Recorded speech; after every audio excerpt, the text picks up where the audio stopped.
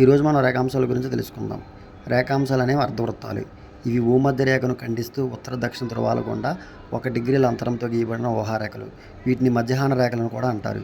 వీటిని ఉపయోగించి వివిధ ప్రదేశాలు, వివిధ దేశాల కాల సమయాలను తెలుసుకోవచ్చు.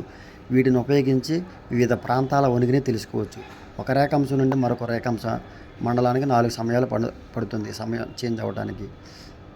టోటల్ మొత్తం 360 ఉన్నాయి. 0 డిగ్రీల రేఖాంశాన్ని గ్రీనిచ్ రేఖాంశం అంటారు. దీనిని అంతర్జాతీయ ప్రామాణిక రేఖాంశం అని కూడా అంటారు. భూమిని 2 సమాన అర్ధ భాగాలుగా విభజిస్తుంది. 0 డిగ్రీల రేఖాంశాన్ని అంతర్జాతీయ ప్రామాణిక రేఖాంశం అని కూడా అంటారు. 0 డిగ్రీల రేఖాంశానికి తూర్పున 179 రేఖాంశాలు, 0 డిగ్రీల రేఖాంశానికి పశ్చిమాన 179 రేఖాంశాలు ఉన్నాయి. 180 డిగ్రీల తూర్పు పశ్చిమ రేఖాంశం ఒకటే. దీనిని అంతర్జాతీయ దినరేఖ అని కూడా అంటారు. ఒక రేఖాంశానికి మరొక రేఖాంశానికి దూరం 69.171 మైళ్ళు లేదా 111.4 కిలోమీటర్ల దూరం. ప్రపంచం మొత్తాన్ని 15 అంతరములలో 24 కాలమండలాలుగా విభజించారు. ఒక కాలమండలానికి మరొక కాలమండలానికి మధ్య గల సమయం 1 గంట.